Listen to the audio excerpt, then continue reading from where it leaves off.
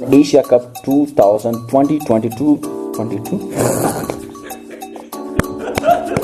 क्या बोला तूने? अबे जल्दी बोल, कल सुबह पनवेल निकलना है। आज पाकिस्तान वर्सेस इंडिया के दरमियान एशिया कप 2022 22 यही नहीं, अभी और सुनिए। आज पाकिस्तान वर्सेस इंडिया के दरमियान एशिया कप 2020 चांदवा के साथ भाई मारो मुझे, मुझे मारो। बस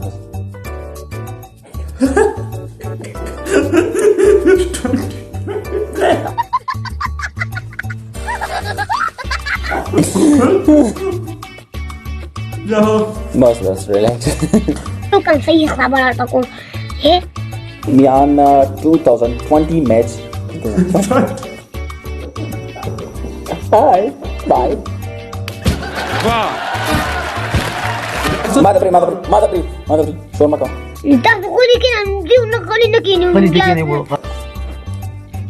आज बात